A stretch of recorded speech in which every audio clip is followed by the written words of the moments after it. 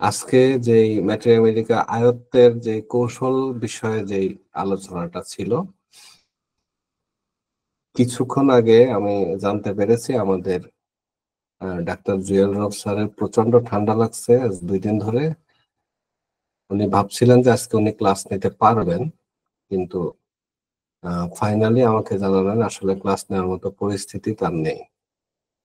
এই জন্য আমি ইনস্ট্যান্ট সিদ্ধান্ত নিলাম যে ম্যাথমেটিকার প্রারম্ভিক যে আলোচনাটা ওটা আমিই করতে চাচ্ছি। আমি জানি না আপনাদের কতটুকু ভালো লাগবে, কারণ আমি আসলে মানে আলোচক না আসলে। হোমিওপ্যাথি নিয়ে কিছু ঘাটাঘাটি করি, আর আমি ইন্টারন্যাশনাল একাডেমি অফ ক্লাসিক্যাল হোমিওপ্যাথিতে প্রফেসর জর্জ ভিতলকাসের যে কোর্সটা আছে, পোস্ট গ্রাজুয়েট কোর্স, সেটাতে যুক্ত হয়েছি। আপনারা জাস্ট আমি আমাদের রফিকুল্লাহ শাহ স্যার আসা পর্যন্ত আমি ব্যারাইটা কার্ভের মূল এসেন্স, মূল প্রতিপাদ্য যে বিষয়টা, এটুকু নিয়ে আলোচনা করব। মূল প্রতিপাদ্য, এবং এটার আরো এক্সপ্লেনেশন দিবেন উনি। জি স্যার, আপনারা বলুন স্যার। ব্যারাইটা কার্বনিকা ওষুধটার ব্যাপারে অনেকের ধারণা আছে। এখানে আমি দেখছি যে অভিজ্ঞ অনেক ডাক্তার আছেন। আমি তাদের কাছে আমার প্রেজেন্টেশনটা একটু হয়তো ব্যতিক্রম হবে, আমি একটু পিক্টোগ্রাফির মাধ্যমে প্রেজেন্ট করার চেষ্টা করব, এবং সবচেয়ে বড় কথা আমি ইলাবোরেট করব না। আমি মূল যেটাকে আমাদের প্রফেসর জর্জ ভিতলকাস বলে এসেন্স, আমি যেটাকে বলছি মূল প্রতিপাদ্য।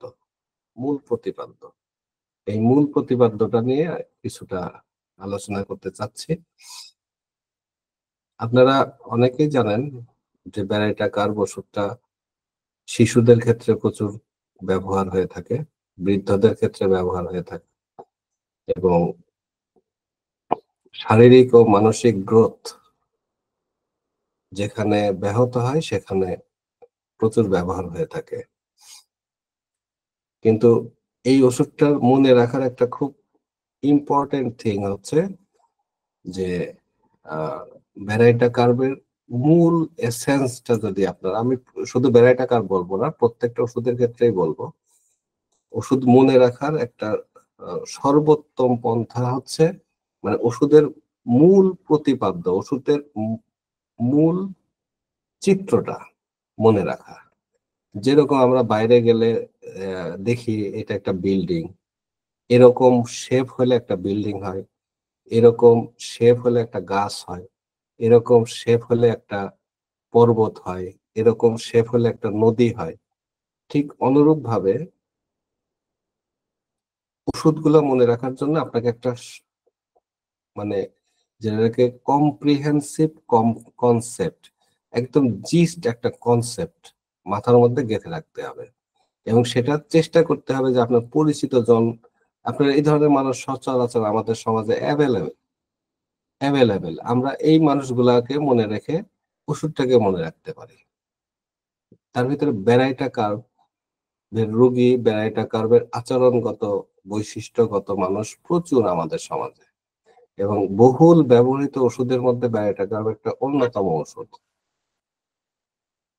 বিশেষ করে আমাদের মতো যে দেশগুলা একটু দরিদ্র সীমার মধ্যে আছে, আন্ডার ডেভেলপমেন্ট কান্ট্রি, সেই কান্ট্রি গুলাতে ব্যারাইটা কার্ভ প্রচুর ব্যবহার হয়, কারণ এখানে একটা সামাজিক ভাবে আমাদের একটা পুষ্টিগত সমস্যা থেকে যায়।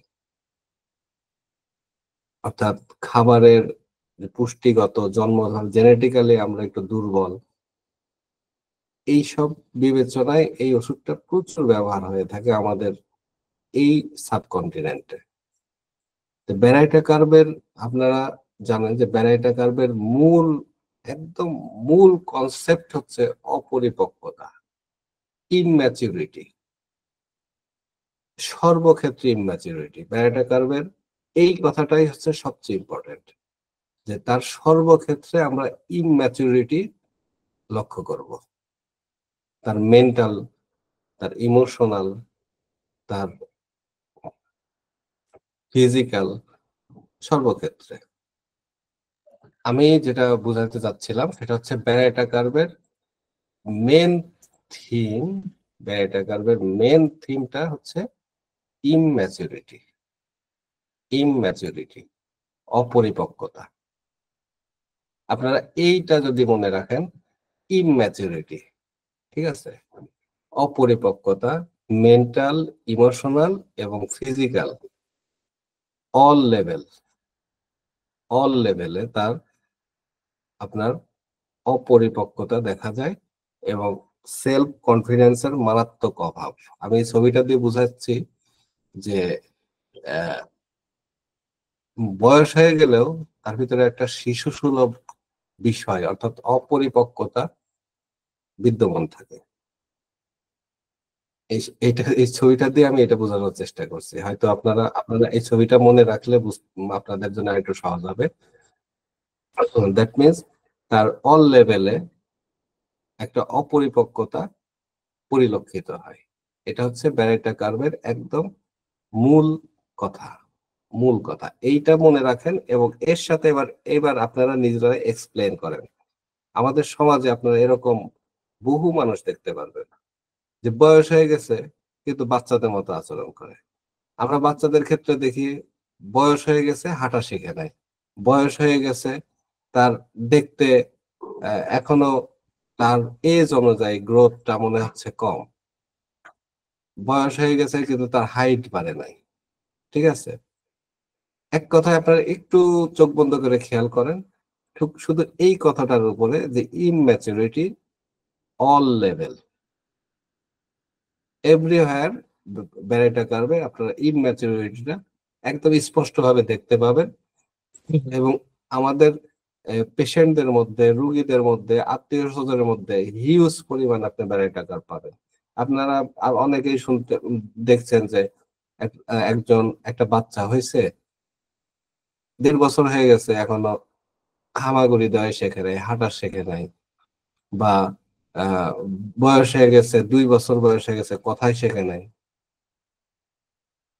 এরকম কথা শেখে নাই বলতে স্পষ্ট হয় নাই কথা, এই ধরনের কমপ্লেক্সিটি গুলা দেখা যায়। অথবা দেখা যায় যে ক্লাস 6-এ পড়ে, কিছুই মনে রাখতে পারে না, মনে হয় তার মাথাটা ব্ল্যাঙ্ক হয়ে গেছে। ঠিক আছে, একটা প্রশ্ন করলে সে উত্তর খুঁজে বেড়ায় কিন্তু হয়তো সে উত্তরটা জানতো, দ্বিধাদ্বন্দ্বে থাকে। এইভাবে তার এভরিহোয়ার আপনি দেখবেন যে ইমম্যাচুরিটি।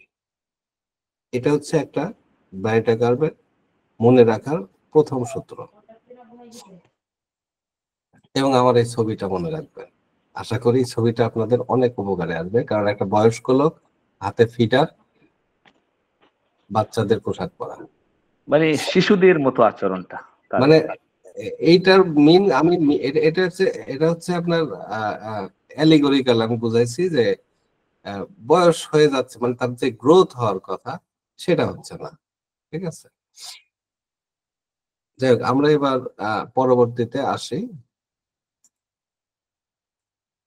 আমরা এবার ব্যারেটা কার্ভের মানসিক ও আবেগীয় অবস্থা নিয়ে একটু আলোচনা করি। ব্যারেটা কার্ভের কিছু স্পেসিফিক এই কথার উপরে, ইমম্যাচুরিটি কথার উপরে কি কি আমরা দেখতে পাই, ঠিক আছে, সেটা নিয়ে একটু আলোচনা করি। ব্যারেটা কার্ভের একটা খুব গুরুত্বপূর্ণ বৈশিষ্ট্য হচ্ছে সে সিদ্ধান্তহীনতায় ভোগে। কোনো কিছুতে সে ডিসিশন নিতে পারে না, এটা হবে কি হবে না, নাকি হতে পারে, এটা করলে কি হবে, এটা কি করব, এটা করা ঠিক হবে, না এটা করব না, না এটা করলে এটা হবে। এবং সে তাকে দিয়ে যদি একটু গুরুত্বপূর্ণ কোনো কাজ দেন তার তো অজ্ঞান হয়ে যাবে। ধরেন একটা অপারেশন করতে হবে, ঠিক আছে, সে অপারেশন করার আগে নিজেই অজ্ঞান হয়ে যাবে। ব্যাপারটা এরকম, করব যদি মরে যায় রুগী, করব না করব না, এরকম। একটা একটা ডিম কিনতে পাঠাবেন, কোন ডিমটা নেব, এইটা নেব, হাঁসের ডিম নেব না মুরগির ডিম নেব, মানে সে হাঁসের ডিম নেব, দ্বিধাদ্বন্দ্বে ভোগে, দ্বিধাদ্বন্দ্ব, মারাত্মক দ্বিধাদ্বন্দ্ব থাকে। তার মানে তার ভিতরে কোনো মানে সংকল্প নাই, কোনো ভিতরে মানে একটা যে পাওয়ার থাকবে, পার্সোনালিটি থাকবে, ঠিক আছে, সে তার ভিতরে সেটা একদমই নাই, একদমই নাই। মানে সেলফ কনফিডেন্সের মারাত্মক অভাব, মারাত্মক অভাব। ইভেন একটা বয়স্ক লোক আপনি পরিচয় করে দিচ্ছেন আপনার বন্ধুদের, এটা আমার ভাই, দেখা যাচ্ছে সে লজ্জায় মরে যাবে, অনেকটা এরকম। মানে এরকম তার পার্সোনালিটি। এরপরে আমরা আসি স্মৃতিশক্তির দুর্বলতা, ভোলা মন এবং অন্যমনস্কতা। সারাদিন সে পড়াশোনা করছে কিন্তু স্কুলে যাওয়ার কিছুই মনে নেই, পড়ার জিজ্ঞাসা করছে আর পারে না। বা সে পারলেও তাকে যখন বলা হয়েছে তুমি একটু বোর্ডে, যে অনেক সময় আমরা আমাদের টিচাররা বলে যে তুমি একটু বোর্ডে যে বোঝাও তো, ঠিক আছে, সে বোর্ডের ওইখানে যে লজ্জায় তার অবস্থা খারাপ, সে লজ্জায় মাথায় তুলতে পারবে না। টিভি প্রচন্ড ভীতু, সে প্রচন্ড ভীতু, ভীতু, তার ভিতরে ভয় কাজ করবে, সাই প্রচন্ড লাজুক, সে লজ্জা পাবে, ঠিক আছে। এবং এটার মেন কারণ হচ্ছে তার মেন্টাল গ্রোথটা হয় নাই ওইখানে। দেখেন ইমম্যাচুরিটি, মেন্টাল সেকশনে ইমম্যাচুরিটি, তার মানসিক ভাবে তার যে গ্রোথটা হওয়ার কথা ছিল, হয়তো বয়স হয়ে গেছে 12 বছর, কিন্তু তার বুদ্ধি হচ্ছে ক্লাস 5 এর, মানে 5 বছরের বাচ্চার মতো। তার সেই বুদ্ধিবৃত্তিক যেই ম্যাচুরিটিটা আসার কথা সেটা হয় নাই, যার কারণে তার ভিতরে দেখেন যেই কাজ, এইটার ইফেক্টটা কি হচ্ছে, তার স্মৃতি শক্তি দুর্বল হয়ে যাচ্ছে, তার পড়া মনে রাখতে পারে না। ইভেন ব্যারেটা কার্ভের একটা পেশেন্ট একটা ক্লাসে 4 বছর 5 বছরও থাকতে পারে, ফেল করে, শুধু ফেল করে, ফেল করতে করতে ওইখানেই থাকতে পারে। তাকে ব্যারাইটা কার্ভ না দেওয়া পর্যন্ত পাস করবে না, তার পড়াই মনে থাকে না, ঠিক আছে। এরকমও বিষয়টা দেখা যায়। আপনারা ওইটাকে কেন্দ্র করে এবার চিন্তা করেন যে স্মৃতিশক্তি দুর্বল কেন? কারণ তার ব্রেনের পরিপক্ক বৃদ্ধি হয় নাই। তার ভুলা মন কেন? তার ব্রেনটা যেহেতু বাড়ে নাই, এজন্য সে ভুলে যায়। তার অ্যাবসেন্ট মাইন্ড থাকে, অ্যাবসেন্ট মাইন্ড থাকে, সে ভুলে যায়। এটাও একটা কারণ, ঠিক আছে। আরেকটা হচ্ছে সে টিমিড, এই কারণে সে টিমিড, এই কারণে সে শাই ফিল করে, এভরিহোয়ার শি ফিলস শাই। আরেকটা মজার বিষয় আছে, সেটা হচ্ছে মেয়েদের ক্ষেত্রে দেখা যায়। আমরা কিন্তু ব্যারাইটা কার্ভের মেন্টাল সিমটম নিয়ে একটু আলোচনা করতে, মেন্টাল এন্ড ইমোশনাল স্ফেয়ার। মেয়েরা, বিশেষ করে মেয়েদের ক্ষেত্রে দেখা যায় যেটা, সেটা হচ্ছে মেয়েরা মানে খুব লাজুক প্রকৃতির, হয়তো সংশয় এবং তার ব্রেন ডেভেলপমেন্ট কম হওয়ার কারণে যেটা হয়, সে সংশয়ে থাকে, একটা বিভ্রান্তির মধ্যে থাকে। এই কারণে দূরে দুইটা মেয়ে আলোচনা করলে বা আশপাশের লোকজন আলোচনা করলে সে মনে করে আমাকে নিয়ে মনে হয় সবাই হাসাহাসি করতেছে, আমাকে নিয়ে মনে হয় সবাই সমালোচনা করতেছে বা নিন্দা কথা বলতেছে বা আমাকে নিয়ে কিছু বলা বলে করতেছে। কিন্তু ফ্যাক্ট ওইটা না, তারা হয়তো অন্য বিষয় নিয়ে হাসাহাসি করতেছে, হয়তো বান্ধবীরা অন্য বিষয় নিয়ে আলোচনা, পাড়ার মানুষ অন্য একটা বিষয় নিয়ে আলোচনা করতেছে, সে মনে করতেছে যে মনে হয় আমাকে নিয়ে আলোচনা করতেছে। কেন? হোয়াই? ওই যে lack of self confidence, lack of self confidence, তার কনফিডেন্সের ম্যাচুরিটি আসে নাই, তার কনফিডেন্সের ম্যাচুরিটি আসে নাই বিধায় এখন তার কাছে মনে হচ্ছে যে আমাকে নিয়েই বোধহয় এরা সমালোচনা, আলোচনা, আমার নিন্দা, আমার কথাই বলা বলি করতেছে। বাট ফ্যাক্ট তা না। এটা তার ক্ষেত্রে তার লাইফের একটা পার্ট, সব সে এটার নিয়েই থাকে। তার ভিতরে এই সংশয়টাই তার জীবনের মূল পুঁজি।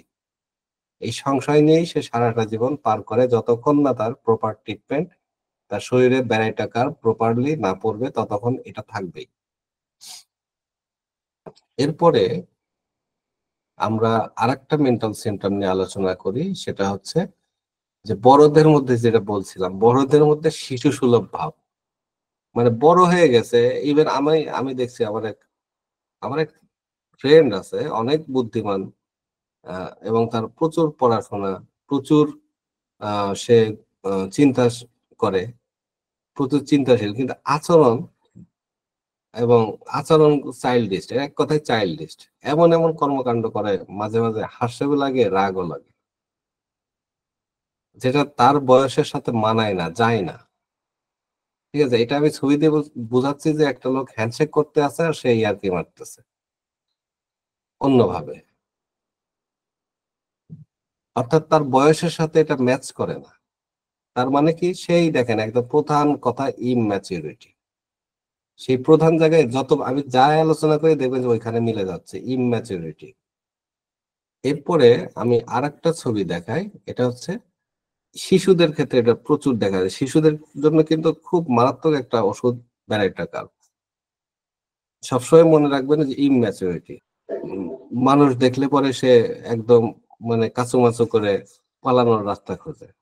ব্যারাইটা কার্ভের বাচ্চারা সবসময় দেখবেন যে মানুষ দেখলে, অপরিচিত লোক দেখলে মায়ের পিছনে যে আঁচল ধরে মুখ ঢাকার চেষ্টা করে, খুব অন্যভাবে লাজুক লাজুক ভাবে তাকায়।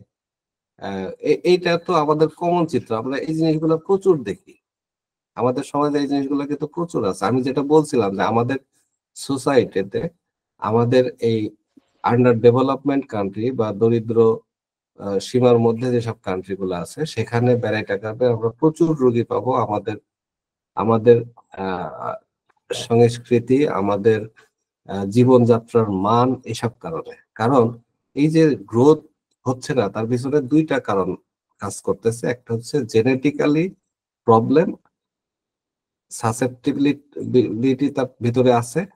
আর একটা হচ্ছে যে আমাদের প্রচুর পরিমাণে আমাদের ফুডে অর্থাৎ প্রোটিন বা আমাদের যেসব ভিটামিন মিনারেলস আমাদের শরীরে প্রয়োজন, বিভিন্ন উপাদান শরীরে ঘাটতি, এটা আমাদের কিন্তু আমাদের সার্কামস্টেন্স, আমাদের পরিবেশের সাথে কিন্তু এটা খুব যায়। কারণ আমরা একটা দরিদ্র সীমার মধ্যে থাকি, আমরা সব ধরনের ফুড, সব ধরনের এনভায়রনমেন্ট আমাদের কাছে নাই। ব্যারাইটা কার্ভের রোগী আপনারা এরকম প্রচুর পাবে যে তারা খুব শাই ফিল করে, খুব লজ্জা বোধ করে, এবং এই লজ্জা এবং শাই এই জিনিসগুলা সম্পৃক্ত হচ্ছে ম্যাচুরিটির উপরে। একটা মানুষের যখন সেলফ কনফিডেন্স খুব ভালো হয় দেখবেন তার লজ্জা কমে যায়। লজ্জা কমে যায় বলতে যেখানে তার লজ্জা পাওয়া উচিত সে সেখানে পায়, সব জায়গা পায় না। একটা লোক যখন ম্যাচিওর হয়, একটা লোক তখন স্মার্ট হয়। একটা লোক যখন ম্যাচিওর হয় তখন তার আত্মবিশ্বাস বৃদ্ধি পায়। তার মানে আমরা বুঝতে পারছি যে অ্যাকচুয়ালি ব্যারাইটা কার্ভের রোগীরা খুব একটা স্মার্টও হয় না।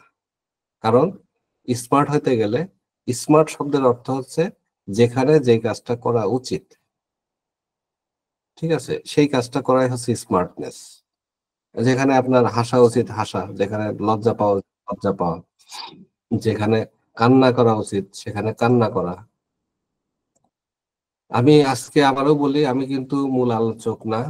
আজকে আমাদের যে আলোচনার সেকশন ছিল প্রথম পর্বে, ম্যাটেরিয়া মেডিকা আয়ত্তের কৌশল, আমাদের জুয়েল রব স্যার ক্লাসটা নিতেন। দ্বিতীয় পর্ব সেটা ছিল ওনার। উনি আজ কয়েকদিন ধরে অসুস্থ হয়ে গেছেন, মানে ঠান্ডা লাগছে তার, যার কারণে উনি আজকে ক্লাসটা নিতে পারেন নাই। এই জন্য ইনস্ট্যান্টলি আমি এই ক্লাসটা নিচ্ছি। আমি প্রফেশনালি কোনো লেকচারার নই, কোনো ম্যাটেরিয়া মেডিকেল ক্লাস তো আমি কখনো নেই নাই, ঠিক আছে। আজ ফার্স্ট, আমি প্রথম আজকে ক্লাস নিচ্ছি। যাই হোক, আমি যেটা আলোচনা করছিলাম যে শিশুরা প্রচন্ড ভীত হয়, এবং এটা শিশুদের ক্ষেত্রে এই প্রবণতাটা দেখবেন যে মায়ের অপরিচিত লোক দেখলেই তারা মায়ের পিছনে যে বা আঁচলের নিচে যে লুকানোর চেষ্টা করে এবং আড়ি আড়ি চায়, ঠিক আছে। আর একটা বিষয় আছে, সেটা হচ্ছে যে যেটা বলছিলাম যে বাচ্চাদের গ্রোথ ডেভেলপমেন্টটা কম থাকে, দেরিতে হাঁটতে শেখে, ঠিক আছে।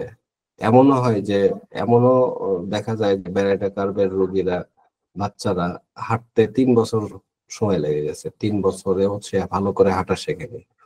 তার কথা শিখতে সময় লাগে, কথা শিখতে সময় লাগে, বেশ দেরি করে কথা শেখে। এবং আরেকটা হচ্ছে বাচ্চাদের বুদ্ধি এতটাই কম হয় যে অনেক সময় তারা ফেল করতে করতে তারা হচ্ছে ক্লাস 2-তে, 3 বছর ধরে ক্লাস 2-তে পড়ে। অর্থাৎ এভরিহোয়ার ইমম্যাচুরিটি। এরপরে আমি আরেকটা স্লাইডে আসি। এবার আমরা আচ্ছা, এবার যে মেন্টাল সিমটম গুলা বললাম, এই ব্যাপারে কারোর কোনো প্রশ্ন আসছে কিনা? হাত তুলছিলেন জান্নাতুল ফেরদৌস, আপনি বলেন। আমি এবার ফিজিক্যাল সিমটম গুলোর দিকে যাব। এই এখন বিষয়ে যতটুকু স্যার আলোচনা করলাম, কারোর কিছু প্রশ্ন আছে কিনা? স্যার আমার একটা প্রশ্ন স্যার। জি এখন আপনি যেটা বলছেন, যখন আমি পাবো একজনের গ্রোথ সমস্যা, একটা মানে শিশুসুলভ আচরণ, তাহলে আমি ওই ভ্যারাইটা কার্ভই দিব। না, তাহলে? এইখানেই তো এটা আমি আলোচনা করতেছি কি ম্যাটেরিয়া মেডিকা, তাই না? জি, জি, জি, জি, জি। ম্যাটেরিয়া মেডিকা অর্থাৎ আপনার দুইটা জিনিস মিলে ওষুধ ট্রিটমেন্ট হয়। ধরেন আমি যদি একটা তীর ধনুকের কথা বলি, তাহলে শব্দটা কি তীর ধনুক, তাই না? ২ টা এক। তীর এবং ধনুক দুইটা জিনিস লাগে, সঙ্গে আরো একটা জিনিস লাগে, এই তীর ধনুকটা কিভাবে চালাইতে হয়, তাই না? আপনার তিনটা কাছে ঠিক। তীরও আছে ধনুকও আছে, এই দুইটা মিলে একটা জিনিস, বাট কিভাবে চালাইতে হয় সেটা আপনি জানেন না।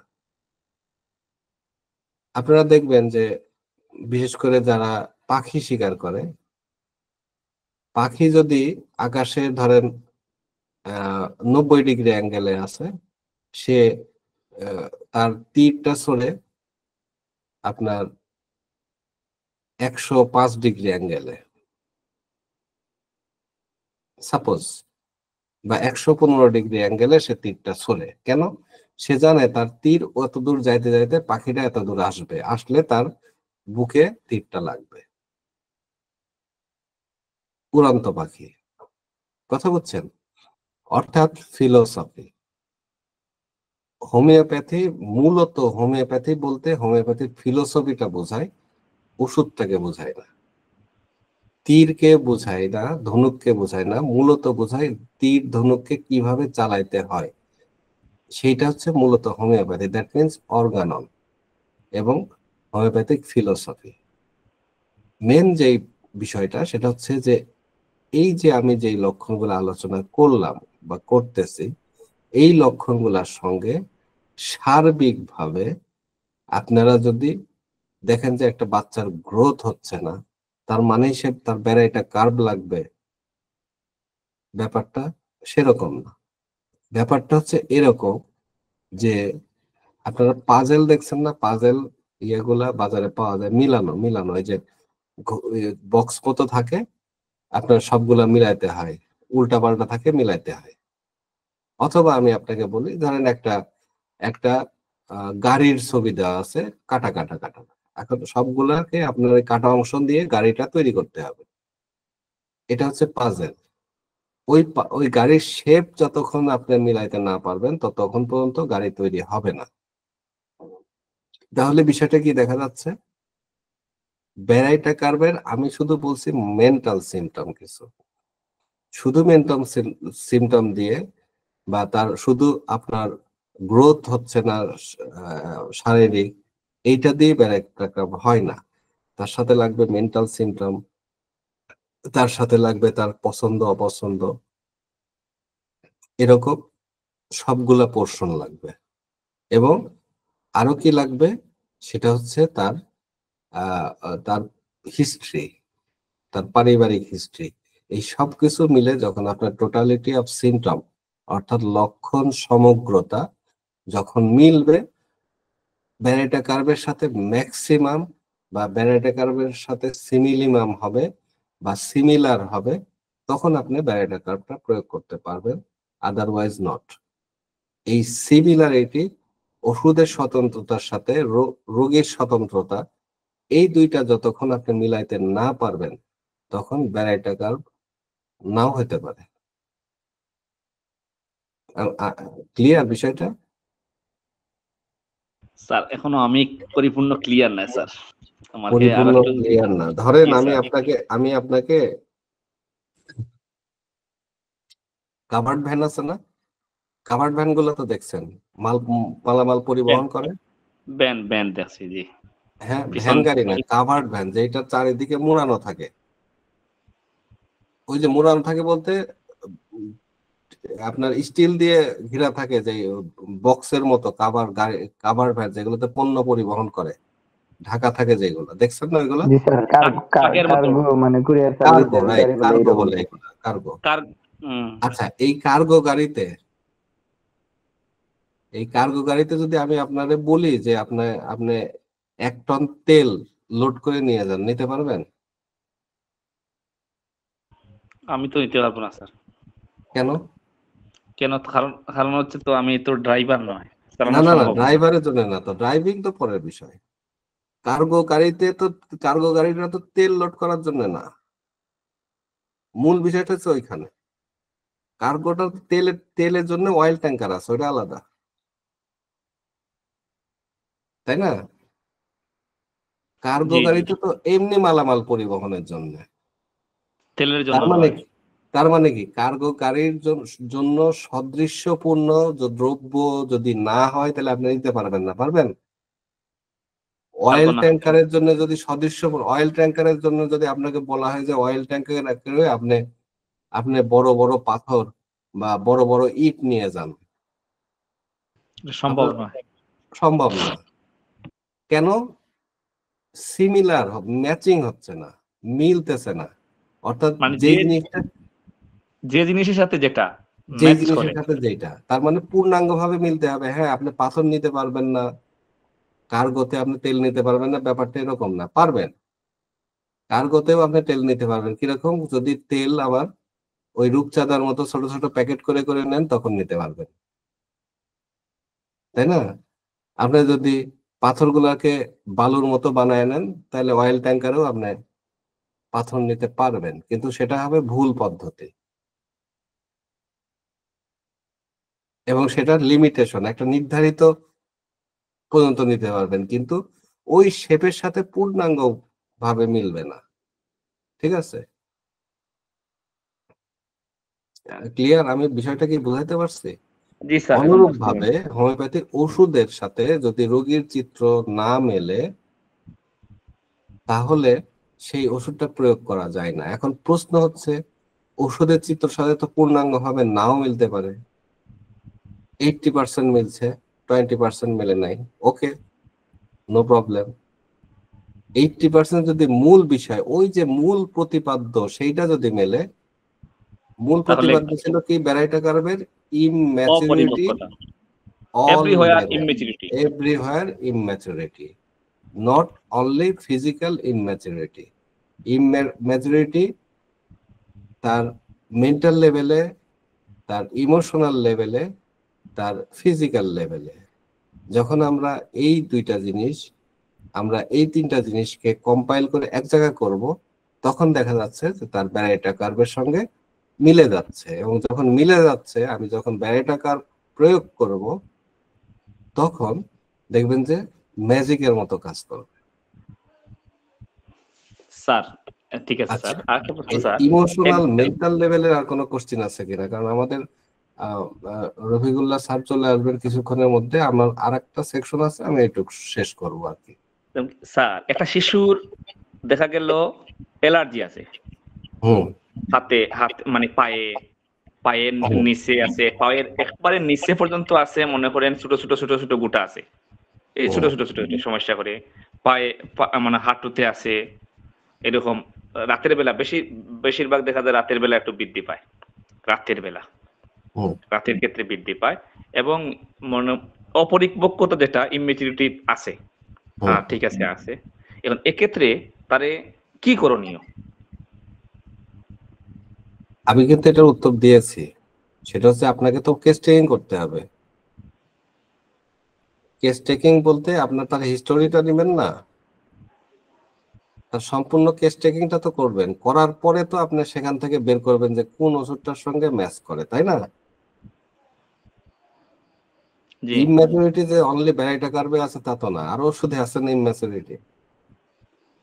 আপনি যেটা বলতেছেন এটা অনেকগুলো ওষুধেই পাবেন। ঠিক আছে?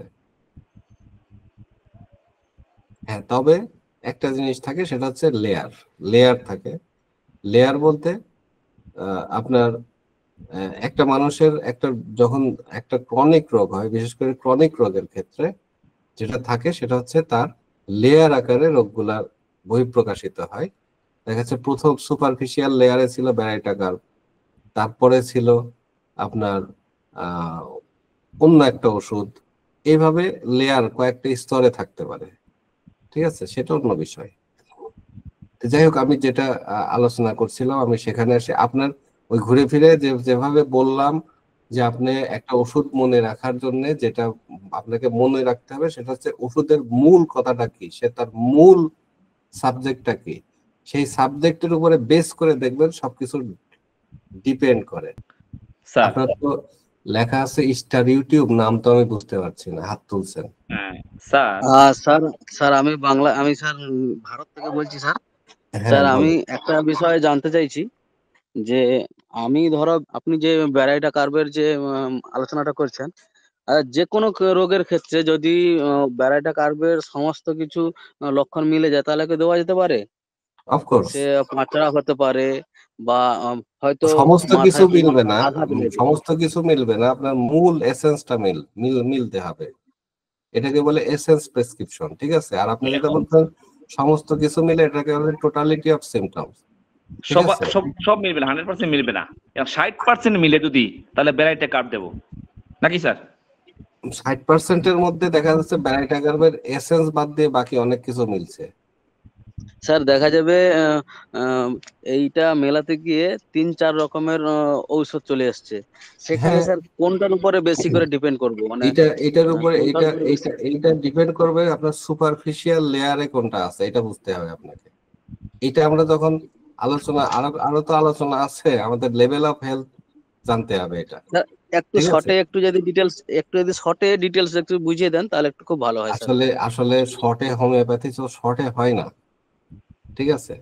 আপনার, হ্যাঁ স্যার, আমি সেটা একটু যেমন আগে ঠিক। একটু আগে বলতেছিলাম, সেটা হচ্ছে যে একটা রোগটা যদি অ্যাকিউট হয় সেক্ষেত্রে লেয়ারের বেশি থাকে না, একটা লেয়ার একটা ওষুধেই চলে যায়, দুইটা ওষুধেই চলে যায়। কিন্তু যদি প্রবলেমটা ক্রনিক হয়, প্রবলেমটা দীর্ঘদিনের হয়, সেক্ষেত্রে দেখা যায় যে প্রথমে আপনার একটা ওষুধের সুপারফিশিয়াল লেয়ার বলতে সবচেয়ে বেশি লক্ষণ মিলতেছে ধরেন ব্যারাইটা কার্ভের সঙ্গে, এ ধরেন আচ্ছা স্যার। 60 বা 70% লক্ষণ মিলছে, এবং সেই লক্ষণগুলা কি মূল লক্ষণ, তার মানসিক লক্ষণ, ইমোশনাল লক্ষণ, ঠিক আছে?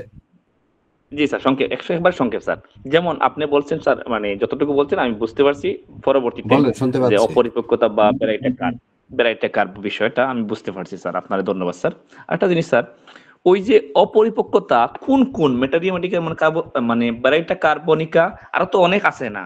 এরকম গ্রুপ ভিত্তিক যদি আমাদেরকে শেখানো হয়, তাহলে কোনটা লেয়ার 1 নম্বর, 2 নম্বর, 3 নম্বর আমরা বুঝতে পারবো গ্রুপ ভিত্তিক। যেমন এই যে অপরিপক্কতা কতটা আছে, এই টোটাল কতটা আছে অপরিপক্কতা? আপনি যখন রেপার্টরি করবেন তখন আপনার সিরিয়ালি অনেকগুলো ওষুধ পাবেন, সমস্যা নাই, এটা নিয়ে কোনো টেনশন করার কিছু নাই। পরবর্তী ওষুধ কি হবে যখন আপনি রেপার্টরি করবেন তখন এমনিই বুঝতে পারবেন। একটা ওষুধ দেওয়ার পরে পরবর্তী ওষুধগুলা কি হতে পারে, শুনতে পাচ্ছেন? জি একটা জি ওষুধ জি। দেওয়ার পরে পরবর্তী ওষুধগুলা কি হতে পারে সেটা যখন কেস অ্যানালিসিস করবেন, যখন রেপার্টরি করবেন, কেস অ্যানালিসিস করবেন, তখন ওই সিরিয়ালটা এমনিতেই পেয়ে যাবেন, ওর জন্য আলাদা করে শেখার কিছু নাই। আচ্ছা, এরপরে আমরা শারীরিক অবস্থাগুলা কি হয় আমরা সেটা নিয়ে একটু আলোকপাত করি। ভ্যারাইটা ভ্যারাইটা কার্ভের একটা সবচেয়ে গুরুত্বপূর্ণ শারীরিক ইয়েটা হচ্ছে খর্বতা। তার যতটুক হাইট হওয়া দরকার সে ততটুক তার হাইট হয় নাই, তার অঙ্গ প্রত্যঙ্গ গুলো যতটুক বৃদ্ধিপ্রাপ্ত হওয়ার কথা ততটুক বৃদ্ধিপ্রাপ্ত হয় নাই, ঠিক আছে? বিশেষ করে ছেলে এবং মেয়েদের ক্ষেত্রে যেটা দেখা যায়, জেনিটালিয়া বলে, যে জেনিটালিয়া অংশটা যথাযথ বৃদ্ধি হয় নাই। এটা খুব একটা ইম্পর্টেন্ট জিনিস। মেয়েদের যদি পিউবার্টি ঠিক মতো, তার যদি জরায়ুর অংশটা ঠিক মতো বৃদ্ধিপ্রাপ্ত না হয়, এই ক্ষেত্রে আমরা ভ্যারাইটা কার্ভে দেখতে পাচ্ছি কি হয়, যে তার মেন্টাল পরিপক্কতা আসে না। এটা কিন্তু জেনিটালিয়া অংশের সাথে খুবই গুরুত্বপূর্ণ এবং খুবই ইম্পর্টেন্ট। পুরুষ এবং মহিলা পার্থক্য করে যে অর্গানগুলা, জেনিটালিয়া অংশটা, এইটার সঠিক বৃদ্ধি না হওয়ার কারণে যেটা হয় সেটা হচ্ছে পুরুষদের ক্ষেত্রে কিছু কমপ্লেক্সিটি তৈরি হয়, মেয়েদের ক্ষেত্রেও কিছু কমপ্লেক্সিটি তৈরি হয়, এবং যেই কমপ্লেক্সিটি গুলা ওই মূল আলোচনা যেটা করছিলাম যে ইমম্যাচুরিটি, সেটার সাথে রিলেটেড। মেয়েদের আচরণগত এবং ছেলেদের আচরণগত কমপ্লেক্সিটি গুলো আমরা দেখতে পাই।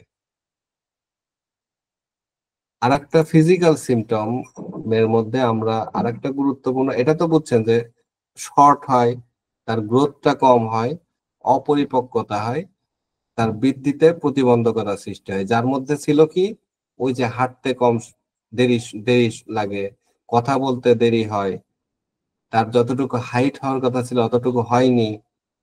ঠিক আছে, এই বিষয়গুলো আমরা ব্যারেটা কার্ভের ফিজিক্যাল সিমটমস এর মধ্যে দেখতে পাই। আর কি আরেকটা হচ্ছে আমরা যেটা দেখতে পাই তার গ্রন্থি এবং নোটস, শরীরের যে গ্রন্থি এবং নোটস গুলো আছে সেই নোটস এবং গ্রন্থি আক্রান্ত আমরা দেখতে পাই।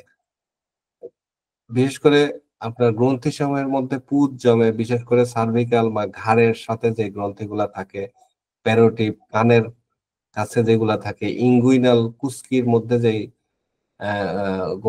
গ্রন্থিগুলা থাকে, এই গ্রন্থি বলতে নোটস এগুলা থাকে, এক্সিলারি, এগুলা হচ্ছে এই নোটস গুলাতে আপনার লিম্ফ্যাটিক নোটস, এক কথায় এই নোটস গুলার আক্রান্ত হয়। এটা একটা খুব বড় ফিজিক্যাল বৈশিষ্ট্য। আরেকটা হচ্ছে তার এই নোটস গুলার সাথে সাথে কিন্তু আপনার যে গ্রন্থিগুলা আছে এই গ্রন্থিগুলাও আক্রান্ত হয়। যেরকম আপনার ওই যে যেটা বলছিলাম তার কিন্তু ওই যে ওভারি, তারপরে আপনার টেস্টিস, এইগুলাতে ঠিক মতো বৃদ্ধি বা বৃদ্ধি সংক্রান্ত প্রবলেম হওয়ার কারণে কিন্তু পুরুষ এবং মহিলাদের কিছু বুদ্ধিবৃত্তিক এবং শারীরিক প্রতিবন্ধকতা সৃষ্টি হয়। এটার উৎস হচ্ছে এই যে ইমম্যাচিউরিটি, এই গ্রন্থিগুলাতে ঝামেলা থাকে এবং এর গ্রন্থিগুলা আক্রান্ত হয় কিন্তু কিছু হরমোনাল প্রবলেম তৈরি হয়। এবং আমরা ব্যারাইটা কার্ভের একটা খুব বেশি দেখি, সেটা হচ্ছে তার ব্যাপক পরিমাণে টনসিলাইটিস, যেটা ক্রনিক হাইপারট্রফি, টনসিল এত পরিমাণে ফলে যে টনসিলের কারণে শ্বাসকষ্ট পর্যন্ত দেখা যায়। ঠিক আছে, এবং টনসিলে পুঁজ জমে। টনসিলের একটা খুব মারাত্মক ওষুধ ব্যারাইটা কার্ভ। ঠিক আছে, এই ব্যারাইটা কার্ভ টনসিল ব্যাপক ভাবে ফলে এবং মানে এত ফলে, এত সোয়েলিং হয় যে অনেক সময় ভয় লাগে। এটা একটা তার ফিজিক্যাল সিমটম। এইসব বিষয়গুলো আরো প্র্যাকটিক্যাল অ্যাসপেক্ট থেকে আলোচনা করবেন আমাদের রফিকুল্লাহ স্যার আছেন উনি। আমি সংক্ষেপে আপনাদের কিন্তু প্রথমে বলছি যে আমি মূল মূল প্রতিপাদ্যটা শুধু আলোচনা করব। এইসব কারণে যাদের টনসিলের সমস্যা হয় তাদের দেখবেন যে এটা এটা কিন্তু একটার সাথে একটা লিঙ্ক। ঠিক আছে, এদের কিন্তু একটা শীত প্রবণতা থাকে, তাদের ঠান্ডা লাগে খুব ইজিলি ঠান্ডা লাগে। ব্যারাইটা কার্ভের মধ্যে এই প্রবণতাটা আছে। এরপরে শারীরিক বিষয়গুলো আসলে এত মানে খুব বিস্তৃত ভাবে আমি আলোচনা করতেছি না, কারণ স্যারের আলোচনা আছে। ব্যারাইটা কার্ভের একটা হচ্ছে দাঁত দিয়ে এরা কিন্তু নখ কাটে, এই একটা অভ্যাস আছে। এটা আপনারা প্রায় দেখবেন, দাঁত দিয়ে নখ কাটার একটা মারাত্মক অভ্যাস আছে ব্যারাইটা কার্ভের রোগীদের। আরেকটা হচ্ছে তার ভিতরে একটা সেন্সেশন তৈরি হয় অনেক সময় যে মুখের উপরে হয়তো মাকড়সার জাল জড়ায় আছে, এরকম একটা অনুভূতিও তাদের মধ্যে আমরা দেখি। তো মূলত ব্যারাইটা কার্ভ কিন্তু এতটুকুই না, আরো বড়, আরো কিছু আছে এবং শিশুদের ক্ষেত্রে বহু ব্যবহার হয়। আমার মনে হয় যে এতক্ষণে রফিকুল্লাহ স্যার চলে আসছেন। রফিকুল্লাহ জি স্যার আছি। স্যারকে আসছেন। জি স্যার। আমি একটা স্লাইডের মাধ্যমে আলোচনা করলাম, আপনি আসছেন। আমি জাস্ট একটু স্লাইড গুলো চেঞ্জ করি, তাহলে আপনি বুঝতে পারবেন যে আমি কি আলোচনা করেছি। জি তাহলে স্যার, জি আপনার স্যার। জন্য সুবিধা হবে। আমার ফার্স্ট স্লাইড হুম, ছিল এটা, ঠিক আছে। জি স্যার, জি স্যার। তারপরে আমি মেন্টাল সিমটম এবং ইমোশনাল সিমটম নিয়ে একটু আলোচনা করছি, তার ভিতরে ছিল হুম, এইগুলা। হুম, জি। এরপরে আমি যে ফিজিক্যাল সিমটম নিয়ে আলোচনা করতেছিলাম, জি। এইটা ছিল আমার আলোচ্য বিষয় এবং ইনস্ট্যান্ট আমি Very- আলোচনা করলাম। আমি জানি না আপনাদের কতটুকু উপকারে আসছে বা আমি আসলে বুঝাইতে পারছি কিনা, এর এসেন্সটা তুলে ধরতে পারছি কিনা। ঠিক আছে, আমার আমি চেষ্টা করেছি যে আপনাদের এসেন্সটা বোঝানোর জন্য। হুম। যাই হোক, এখন মূল আলোচনায় আসবেন আমাদের রফিকুল্লাহ স্যার, এবং আমি তো দেখাই দিলাম আমি কি কি আলোচনা করেছি। রফিকুল্লাহ স্যার, আপনি শুরু করতে পারেন। আপাতত বিদায় নিচ্ছি আর কি। হ্যাঁ, খুবই সুন্দর আলোচনা হয়েছে, স্লাইড গুলো দেখেই আমার মনে হচ্ছে দুর্দান্ত আলোচনা হয়েছে, আমার জন্য তো আর কিছু বাকি নেই। না, আমি আপনি তো খুব প্রায় ডিটেল সব আলোচনা করি নাই। আপনি তো প্র্যাকটিক্যাল থেকে আলোচনা করবেন আরো। হ্যাঁ, রাইট স্যার।